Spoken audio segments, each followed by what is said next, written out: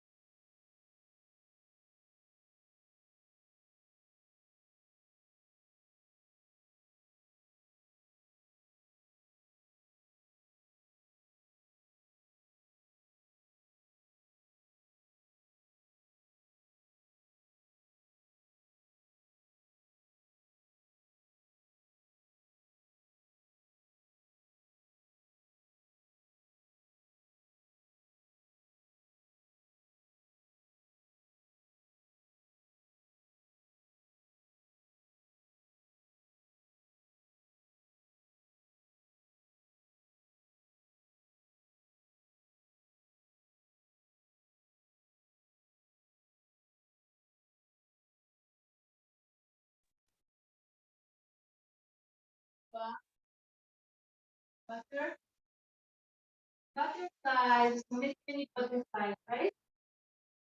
Many butterflies, a flower,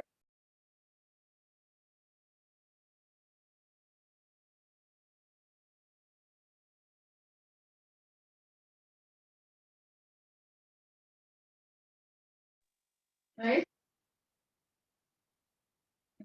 Morning, everybody. send the no shadow. Today, Tuesday morning, the rabbi slept late. Oh, that was a book right after that.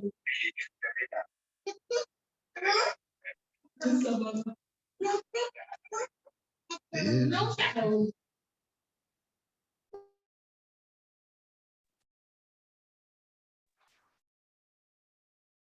Boker Tov, everyone.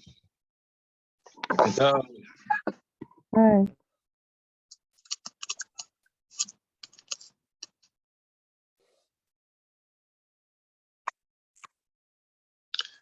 Okay, everybody having a good morning?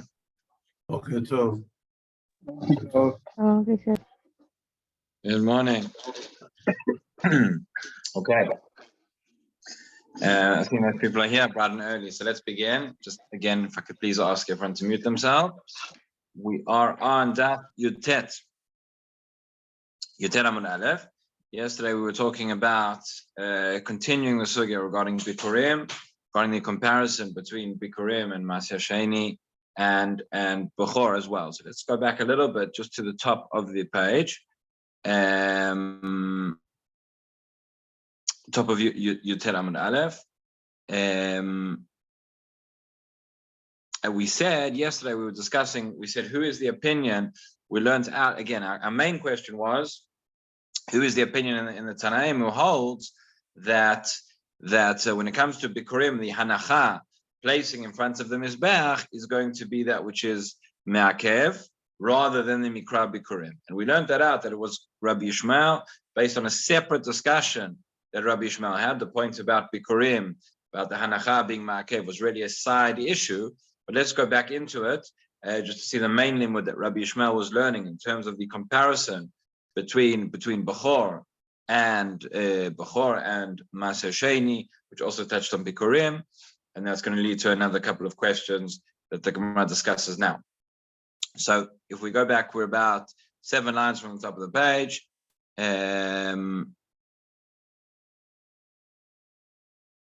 Or maybe just before about 6 lines from the top of the page, Yutet Amud Aleph, right? Amar Rav Sheshet, Bikurim Hanacha Ma'akevet B'hem, Kriya Ein Ma'akevet B'hem, Kaman. Rav Sheshet said that when it comes to Bikurim, we have the Hanacha, which is going to be Ma'akev, not the Mikra Bikurim. Right? Which opinion does that follow in the Tanaim? As we discussed yesterday, we've seen other opinions in the Tanaim, seen other opinions explicitly. We've not yet seen the Tana who explicitly says this. So we said, Ki Aitana, the Tanya Rabbi Yossi Omer, Shlosha Dvarim, Mishum Shlosha Skenim. We have a Baraita that teaches us. Rabbi Yossi said 3 things which he learned, 3 halachot from 3 Skenim. One of them is the name of Rabbi Shmuel, which was as follows.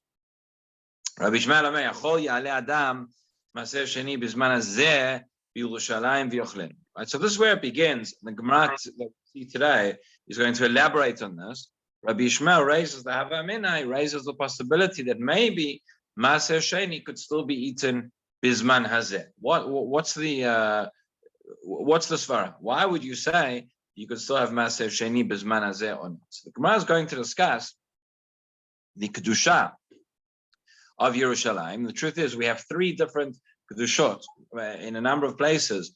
The Gemara discusses Kedusha Rishona and Kedusha Shnia, that when Eretz Yisrael was conquered, when it was inhabited by Am Yisrael, we know we have Kedusha Rishona was in the days of Yoshua bin Nun, and that was the first time we came into Eretz Yisrael. After that, we had after Galut Mitzrayim, right? After that, we had and then we had Beit Rishon. We then had Galut Bavel, which was the first time when we came back.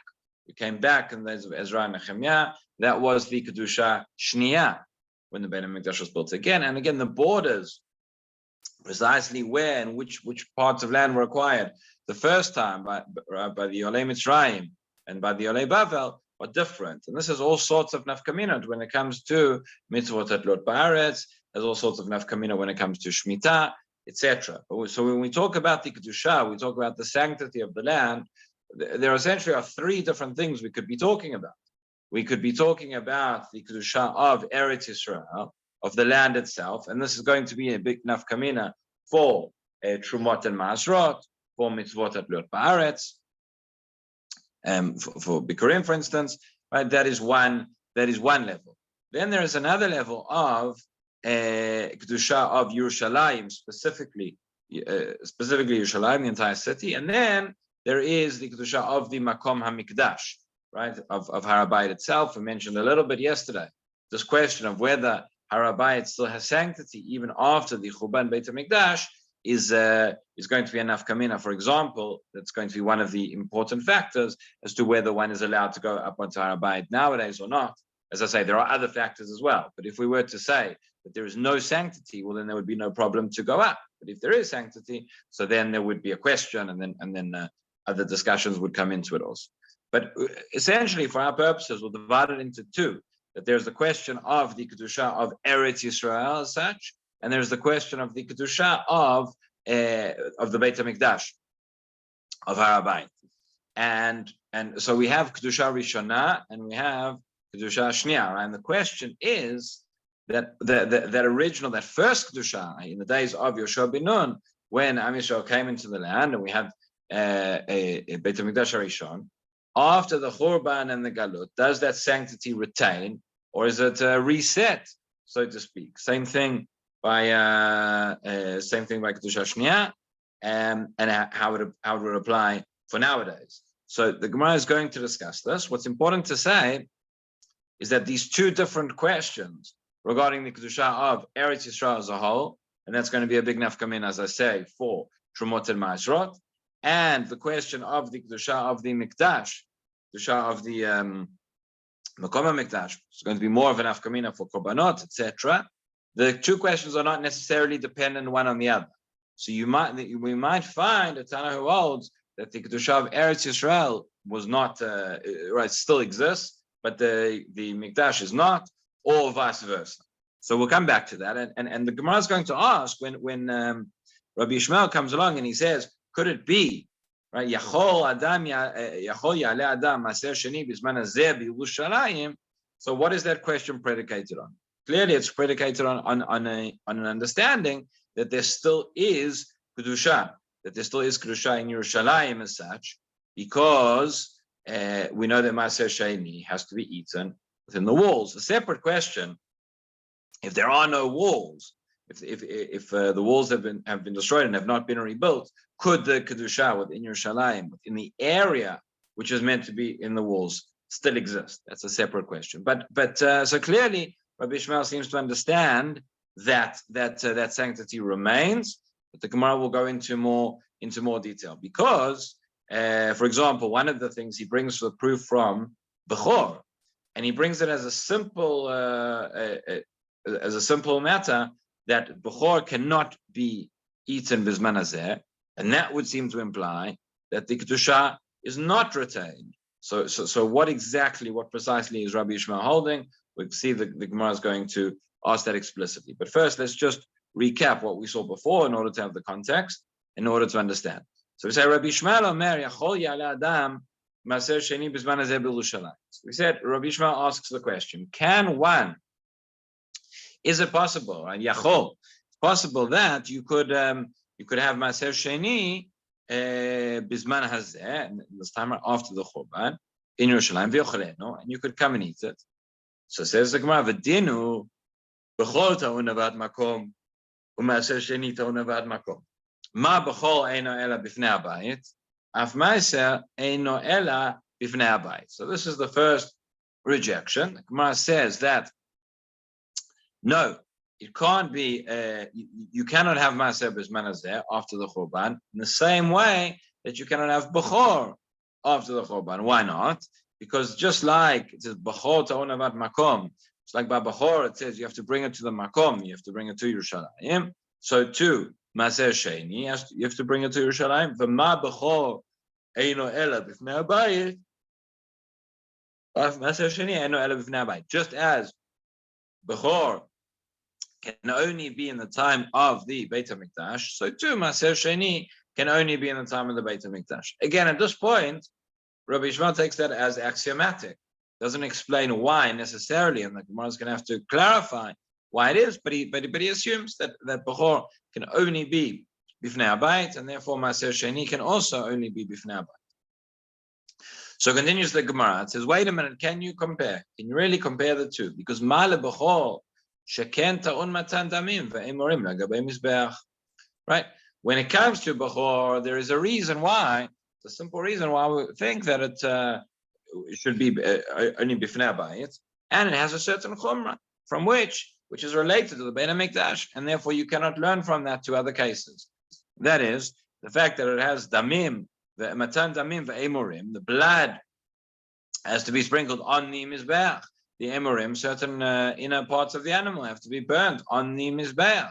So if B'chor has this chumrah that you have to bring it onto the mizbeach, you cannot learn from that to Maaser Sheni. Okay, so says the Gemara, we can't learn from B'chor, but maybe we can learn from Bikurim.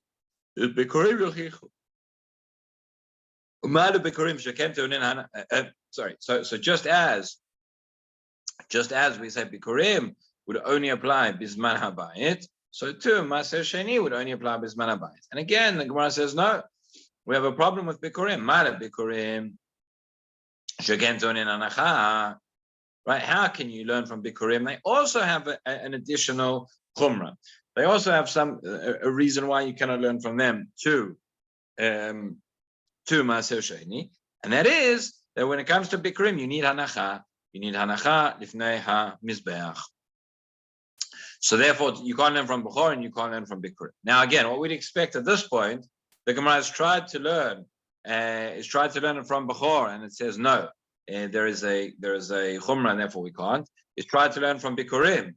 We said no, there's a chumrah, we can't. So why don't we say learn from B'chor and Bikurim together to Maaser Sheni? We'll see in a few moments why the Gemara did not suggest that limud, because that's what we would have expected, and that's what it does in many other places.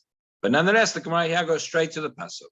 It says, Talmud lomar, ve'achalta sham lifnei Hashem Elokecha, v'gomer, mekish maaser lebachor. Right, the full pasuk, it says, ve'achalta lifnei Hashem Elokecha, makom asher yivchar, leshaken shmo sham, maaser, right, t'gancha v'tirshcha v'tzorecha, uv'chorot b'karcha v'tzonecha. We see the pasuk brings maaser and bachor mentioned one after the other. We have a straight hekesh.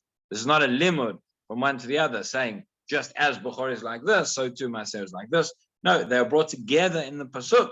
The Torah juxtaposes them for a specific reason, to teach us.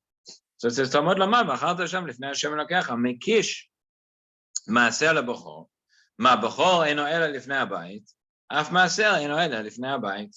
Right, so we have the hekesh from Maaser to B'chor, just as B'chor is only lifnei habayit, only in the time of the Beit HaMikdash, so too Maaser is also going to be only during the time of the Beit HaMikdash. Now, that's the main limit. We'll come back to that in a moment. But the whole reason that this was brought was to prove the opinion of Rabbi Ishmael that when it comes to Bikurim, it's the hanacha which is going to be ma'akev, which is going to withhold you from eating, from fulfilling the mitzvah, and not the mikra Bikurim. So when this Braita mentioned that there is an extra chumrah regarding Bikurim, it just mentioned hanacha.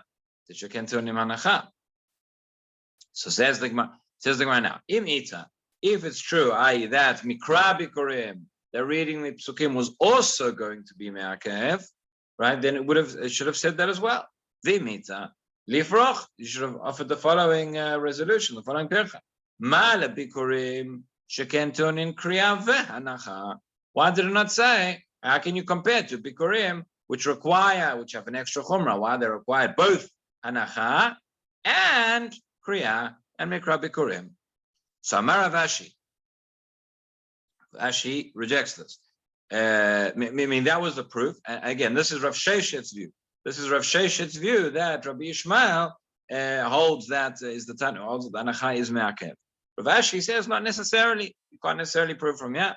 So the Rav Ashi Nehi, the Ikuva Leika, Mitzvah Mileika. He says that doesn't explain why it doesn't mention Mikra Bikurim in the Braita. Because even if you say that the Mikra Bikurim is not going to be Ma'akev, meaning that if the Kohen was to eat from the Bikurim even before the person bringing them had said the Psukim, that he would not get Malkot, nonetheless, so it's not Leikuva, right? Nikuva leika. Nonetheless, mitzvah mileika. Nonetheless, surely there's a mitzvah. Right? Everybody agrees that it's proper and it's appropriate for the one bringing the bikurim to say the mikra bikurim first. So you could have said, essentially what we expect, the Braita would have said the following. It would have said, Mala bikurim. What do you mean by bikurim? Which need sheken tonin hanacha, which require hanacha even b'di'evet, and lekatchila also require the mikra bikurim. So that's what you would have said. So ela amarav ashi kevan deika b'kurei ager the ba'ila meimar shenishba Hashem la'avotenu v'lo matzi amar lo psik alei. Right. So says Rav Ashi, no, the reason you can't learn from here anything about whether mikra b'kurim is ma'akev or not. What you can learn is the reason that the Braita does not mention mikra b'kurim. The reason it does not mention him reading the psukim is because there are instances, this is not the only one, it's the example the Gemara chooses to bring, but there are instances in which somebody would bring bikurim and they would not be required or they would not be able to say the mikra bikurim. Again, we're not talking about, it was one example we've discussed already in our Gemara, which we're not talking about now, which is where if somebody brought the bikurim after Chag HaSukkot, we explained that then it is not, they're not b'nei mikranim, it's not you wouldn't at that point say the psukim anyway. No, there are times when even one brings in that earlier time, I would not read the psukim. For example, case Rav Ashi brings out is Bikurei Ager, that Ager brings, and he says he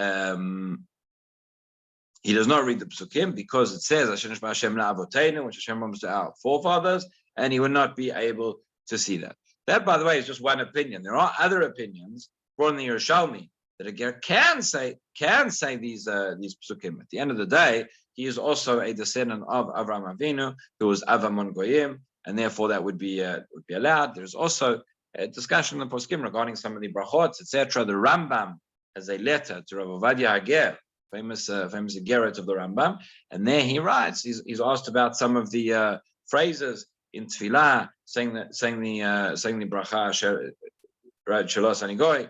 Can I say that bracha as well? I believe that the Rambam writes over there to Rav Ovadia Hager that he can say. That is an Gerrit of the Rambam regarding a related topic to this. But in any event, so says Rav Ashi, since there are instances and there are other cases as well, it could be a case of somebody who doesn't own their own land and other examples where you would not have the mikra bikurim. Therefore, since it doesn't apply in every case, the Braita didn't mention it. But you can't necessarily learn from that to say that the mikra bikurim is not makev or not. So Rav Ashi understands. Sheshet says no. The fact that it's not mentioned means that it's not makev, and that precisely is the opinion of Tanaim that he was quoting. What you see here, according to everybody, is that at least Rabbi Yishmael holds that the hanacha of placing the bikurim in front of the mizbech, that would be makev. So it's a question of whether you just need the hanacha or you need the hanacha and the mikra bikurim as well. Okay, so now we go back to the topic of this Braita. We said that, again, comparing the question started off with was, can Maaser Sheni be eaten Bizman Hazeh in Yerushalayim after the Churban? And the answer was no, because initially we tried learning from Bechor, and that was not successful. Then we tried learning from Bikurim, and that was not successful. Then we learned actually from Bechor, but from the Pasuk, from the Hekesh together. So says the Gemara, and as I mentioned there, when you can't compare to either case A or case B, why don't you compare to case A and B together? That was the strange thing the Gemara did not mention. So now says the Gemara, right? Why don't you go back and say the following? Right? Learn out from the common factor between them. Say you can't learn Maaser from Bechor by itself, you can't learn from Bikurim by itself, but you can learn from them together. Answer back, no, Mishum de'ika lamifrach, because that also has a percha. That there is a common chumrah between Bikurim and Bechor, which does not apply to Maaser. What is that? Sheyesh be'en sad mizbeach, that both of these have a requirement to come before the Mizbeach. So you would say, well, how can you compare that when it comes to Bikurim or Bechor, you need to bring them by the Mizbeach, and therefore obviously it would not apply Bizman Hazeh without a Beit HaMikdash, but Maaser Sheni maybe still applies. So Rashi points out Mizbeach, going up a few lines in Rashi, it says Sad Mizbeach, Zeh leMatan Damim, V'zeh leHanacha. Regarding the Bechor, you need the Matan Damim, you need to sprinkle the blood on the Mizbeach. Regarding the Bikurim, you need the Hanacha, it needs to be placed in front of the Mizbeach. Okay, so now the Gemara comes to ask the question, which I alluded to right at the beginning. It says, "My kasava, what does he hold? What does Rabbi Yishmael hold?" We said the whole thing began. Rabbi Yishmael asked the question. He said, "Maybe Yachol Ya'ale Adam Maser Sheni Bizman Hazeh b'Yerushalayim." Said that maybe a person could bring Maser Sheni and could eat it within Yerushalayim nowadays, even though there is no Mikdash. But we also know that it's obvious to Rabbi Yishmael that Bechor does not apply Bizman Hazeh, right? So he's Mesupak. He's not sure. He's asking the question: would Maser Sheni apply now without the Mizbeach? Although I know that it's obvious and axiomatic that Bechor would not apply without the Mizbeach. So the question is like this: My kasava, does he hold that the kedusha of the kedusha of the mikdash of Har Bayit still applies after the Churban or not? My kasava. So we'll read in the Gemara and then we'll explain. My kasava. I kasava kedusha rishona kitcha l'shata v'kitcha le'atid lavo. If we say that original kedusha, that the previous sanctity that it had, sanctified it for then and for the future as well, so that remains permanent, remains present. Well, then, if you're going to say that the Makom Mikdash still has its kedusha, so afilu b'chor nami, then I don't understand the question, because then you would say that Maaser Sheni could still apply nowadays, and Bechor could still apply nowadays. Why would you separate between the two? You just have to add in here. By Bechor, we've just seen that there is a requirement, not just of the place, but the Bechor is a requirement of Matan Damim and Eimurim on the Mizbeach. So how do you get around that? Meaning, if you're saying that you can still eat it in the place because the place of Yerushalayim, the place of the Mikdash, has still got kedusha, nonetheless, you don't have a mizbeach and you can't bring the matan damim. So Rashi points out, we're talking about quite a unique case. If you have a look at Rashi, where he says, "Ikasavar."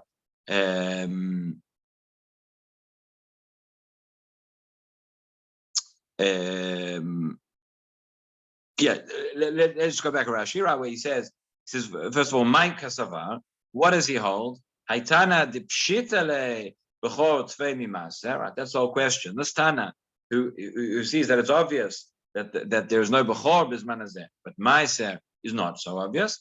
If he holds that the original kedusha still remains, still stands, right? Shall buy it. So he's saying we're referring to the kedusha of the Beit HaMikdash, not necessarily the kedusha, meaning obviously the kedusha of Eretz Yisrael would still apply. It gave its sanctity for then and for the future as well. It's just as he holds regarding the kedusha of Eretz Yisrael. And he's asking the following question: Mi karina bayashta b'lo choma lifnei Hashem Elokecha olo. But can we say now? The question is nowadays, when regarding Maaser Sheni, so even if the kedusha is still extant, when we say that there is no wall presently regarding Maaser Sheni, the pasuk says you have to eat it lifnei Hashem Elokecha, before Hashem your God. So now that there is no mikdash and now that there are no walls, even though there's kedusha, is that still considered that it is lifnei Hashem? Or not. The kapashit maaser me bechor, and then it starts to learn maaser from bechor. So then says Rashi, afilu bechor nami, even regarding bechor, yikarev yochal, So we'd say that also would be would be sacrificed, it would be eaten.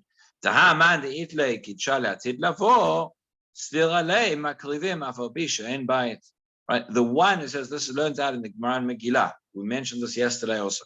The one who holds that the Kedusha remains. Obviously, if you hold that the Kedusha does not remain once the Beit HaMikdash is destroyed, so you cannot bring a korban. But if you hold that the Kedusha remains, so then you, according to that opinion, you can bring a korban even though there is no Beit HaMikdash. You need a mizbeach, you need to know where it is, you need to know the halachot, you need to know, as we discussed yesterday. But there is such a possibility that so long as you're on the right place and doing it the right way, the Kedusha is still there. You could theoretically still bring the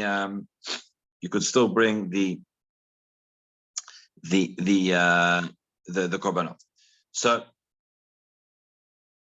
okay, so we'll come back to that Bechor in just a moment. So that's the first side of the argument. To say, he says that Kedusha Rishona Kidsha L'Shata V'Le Atid Lavo, meaning the sanctity is still there, and therefore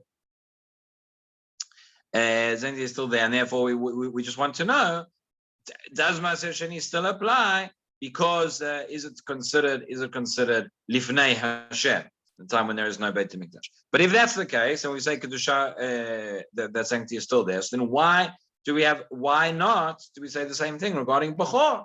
What's the problem of bringing that?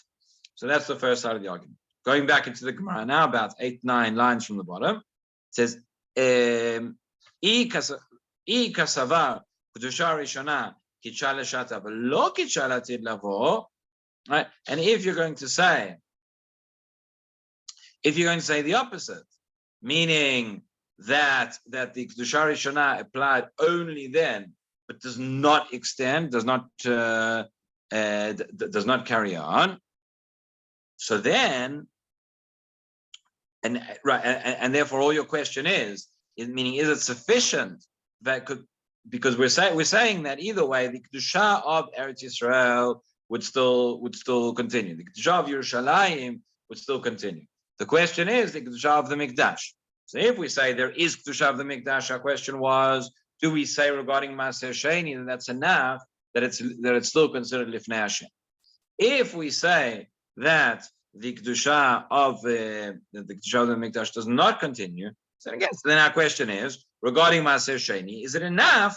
Right? Is enough that it could be considered Lifnei Hashem by virtue of the fact that there is Kedusha of Yerushalayim, but not Kedusha of the Makom Mikdash itself? So then you could ask exactly the same question about Bechor. So Afilu Bechor Nami Tibai. What the Gemara is saying here is that whichever side of the argument you take, it doesn't seem to be a reason to differentiate between Bechor and Maaser. Right? You should have the same. Either way, if we have a suffix about both, then we should have a suffix about both. Or if we have a suffix that there is still Kedusha, so then we have a suffix about Maaser Sheni, whether that Kedusha is sufficient, but it should be sufficient for the Bechor. Why not? So that's the question which the Gemara is asking. Have a look at, so Rashi over here says, Hachi Gasinan, I Kasavar Lo Kidsha. So Afilu Bechor Nami Tibai, the I Kasavar Kedusha Tabayit Batla, if you hold that the Kedusha of the Bait, of the Makom Mikdash, that is has been cancelled. Right? And the question is, since Maaser Sheni does not require the Beit HaMikdash, it requires Yerushalayim, does not require Beit HaMikdash, so maybe that's still sufficient. So now the Gemara wants to say, well, then you could say Bechor also does not require Beit HaMikdash. Right? Continues Rashi. Lifnei Hashem Karina Bay. It's still called before Hashem. Ilo or not.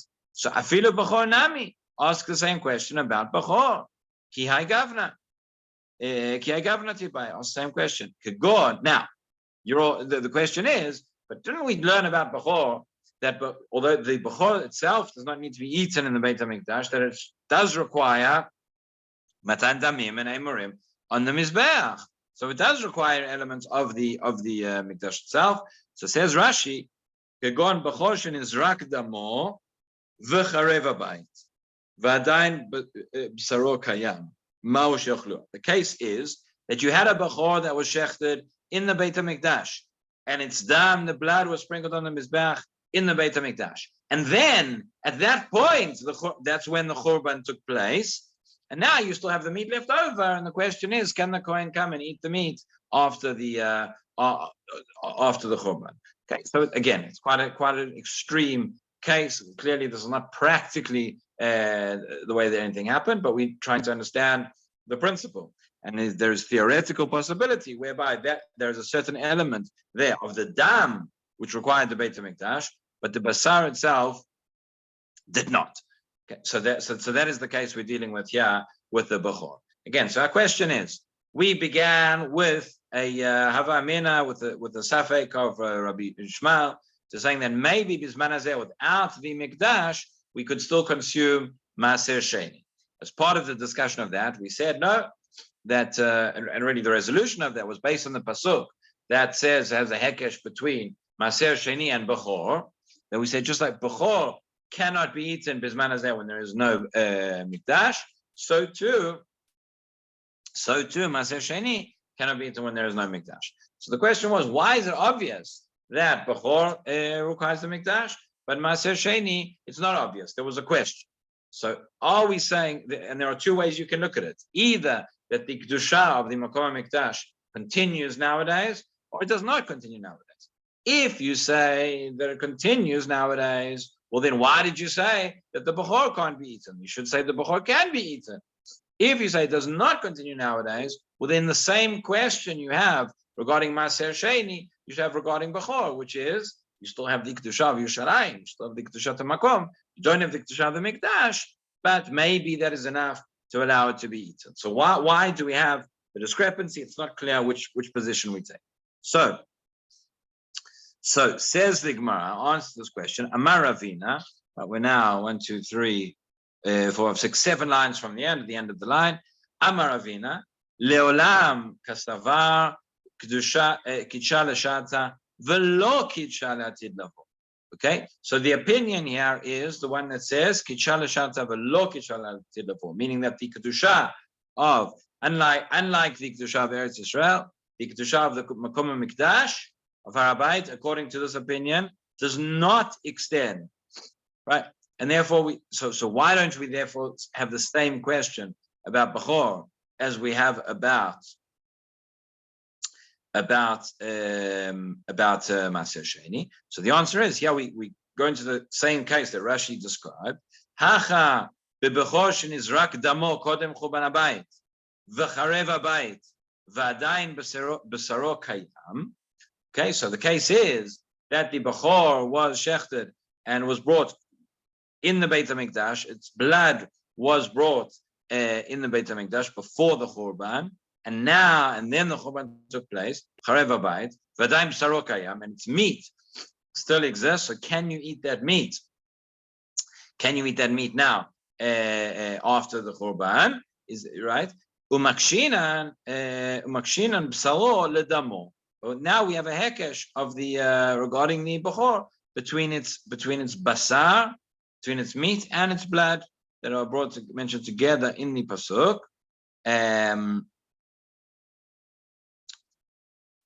Right, makshinan b'saro ledamo, ma damo b'mizbeach, af b'saro b'mizbeach.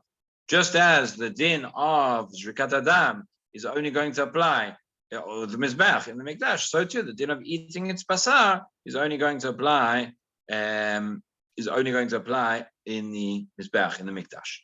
And then once we know that, makish maaser lebechor, we then learn out the hekesh that we said before of maaser to bechor. So just as the bechor, the meat can only be eaten in the mizbeach, so too in the mikdash, so too maaser sheni can only be eaten in the mikdash. Okay, so essentially, so it's like this. We say the conclusion is that this opinion in the Braita is the one that holds kedusha rishona kitcha only l'shata, only at its time and not afterwards. The kedusha of the Makom Mikdash, again, it's not halacha l'maaseh, but according to this opinion, is that the kedusha does not extend beyond the time of the Churban. If it does not extend beyond the time of the Chorban, right? That's why we wanted to know, could you still eat the Maser Sheni? Is it still considered Lifnei Hashem or not? We don't ask the question about Bechor, because the case of Bechor is whereby the Bechor, the blood had been brought already in the Mikdash, but then the Chorban took place. And you cannot eat the Basar after the Chorban without the Mikdash, because there's a Hekesh, that the blood, just the same din is going to apply for the blood of the Bechor as is going to apply for the Basar. So just as the Dam requires Bifnei Bayit, requires the Mikdash, so too the Basar also requires the Mikdash. We then make a further Hekesh, which is just as Bechor cannot be eaten without the Mikdash, so too Meiser cannot be eaten without the Mikdash. Now, at this point, the Gemara asks a question, which is, we've just learned a double Hekesh. We've learned a double Hekesh, we've learned one within Bechor itself, from Dam to Basar, and we've then learned another Hekesh from Bechor, from Basar to Meiser. So it's Dam of Bechor to Basar of Bechor to Maser Sheni.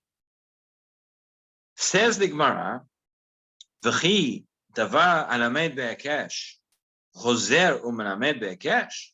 We have a principle.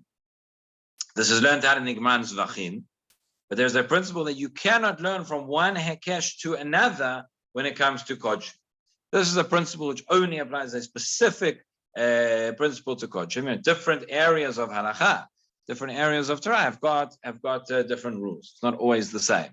So, for example, when it comes to when you have a Safek, you have a Safek in Halacha in different areas. There's going to be different rules regarding how we judge a Safek. In Matzav Isur V'Heter, for example, when you have a Safek or in Brachot or whatever it is, you'd say Safek D'Oraita L'Chumra or Safek D'Rabanan L'Kula. Or Brachot has its own rule. We say Safek Brachot, we say Safek Brachot L'Kula. Most Brachot are D'Rabanan, but there are some that are D'Oraita. So there's discussion there. Maybe that's not such a good example. But when it comes to the realm of Tum'ah, so whether you have when you have a Safek in Tum'ah, it depends if it's in Reshut Rabim or it's in Reshut Yachid. So there's the pasuk in Parashat Shoftim. It says Ben Dam Ladam, Ben Din Ladin, Ben Dam Ladam, Ben Nega Lanega. The Gra points out those are all three different areas of halacha, and each one is categorized by its own rules. So one of the rules regarding Kodshim specifically is that you can't have one Hekesh and then have another Hekesh, and that's exactly what we just did. We made a Hekesh from Dam of Bechor to Basar of Bechor, and then we made a Hekesh from Bechor to Meiser. In other words, that is Davar Lamed Be'ekesh, Chozer Melamed Be'ekesh. And that's something that we can't do. It's something we can't do when it comes to Kodshim. So says the Gemara, wait a minute, what? Maser Dagan Chulinu. What's the problem? The first Hekesh, which is certainly in Kodshim, which is regarding Bechor, we go from Dam to Basar. Then we go from Bechor to Meiser. Yes, Meiser needs to be eaten in Kedusha, but it's not but it needs to be eaten in Yerushalayim. But it's Chulin, it's not a Korban. It's not Kodshim. So maybe say, therefore, that we can have the Hekesh to go back to learn to Maser Dagan, which is Chulin. So over the page, we're now on Yutet Amud Bet at the top. Says the Gemara, Hani Chalaman Damar B'tar Lamed Azlinan. Ela Laman Damar B'tar Melamed Azlinan. So the question is, we have a Hekesh which goes in two directions. There's the Lamed and the Melamed. There's the first pasuk which you're learning from, and then there's the case which I'm learning to. So the question, and this is a machloket in the Gemara Zvachim, is when I say this principle that I can't have a Hekesh from one case to another when it comes to Kodshim, right? So how do I define whether I'm in Kodshim? Do I define it by the case that I'm learning from, or do I define it by the case I'm learning to? If I define it by the case I'm learning to, well, the case I'm learning to is the case of Maaseh, which is the case of Chulin. So that's fine. Right? That's what the Gemara says. If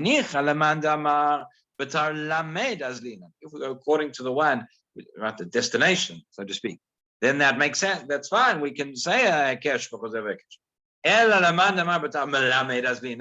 But if we say that, no, we define it by the one that I'm learning from, which is the case of Kodshim, so then, then what is there to say? Answer, Dam ubasar chadamil tahi. No, so we say, then we explain like this. It's not really one Hekesh and then another Hekesh. That because Dam and Basar are both regarding the Bechor. It's both regarding the same case. So therefore, we can learn from that case to go across to learn to Maaser as well. It's a bit similar to sometimes, we have a principle, Ein Gozrin Gzera L'Gzera.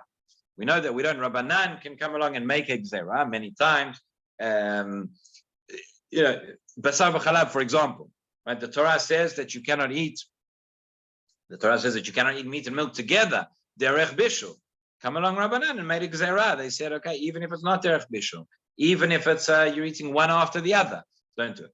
But the general principle that we have is that when Rabbanan made a Gzera to prevent you, so they added an additional Yisud Rabbanan to prevent you from being over an Yisud Oraita.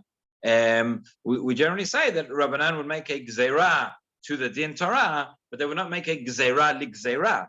They would not make an additional Din Rabbanan to prevent you from making another Din Rabbanan. Sometimes they do. There are cases, there are exceptional cases whereby something which is very, very common, where we say Rabbanan would make a Gzera L'Gzera, but most often they don't. And sometimes the Gemara will ask, it will say something which appears to be like a Gzera L'Gzera, and sometimes the answer will be no, Chada Gzera, meaning everything was included as part of that original Gzera. They're not two different things. It's all one Gzera, different expressions of it in order to prevent you from that Yisod Oraita. So similar idea over here that we have, it's not one Hekesh to another one, but really it's all one topic of the Dam and the Basar, and therefore that is it's only one Hekesh, and therefore it works. Bottom line is Maser Sheni Bizman Hazeh, when there is no bite, we do not eat it. That's why we said, practically speaking, when we separate in the years, 3rd and 6th year of the cycle, when we would have to separate Maser Sheni, so we would perform Pidyon, transfer the Kedusha into a coin, and then those fruits would go out into Chulin, and they can be eaten along with everything else. Okay, 2 dots is always a good place to start. So Adkan, have a good day, everyone. Shabbat Shalom. Thank And you. Have Have a good day. Thank you. Oh, Shabbat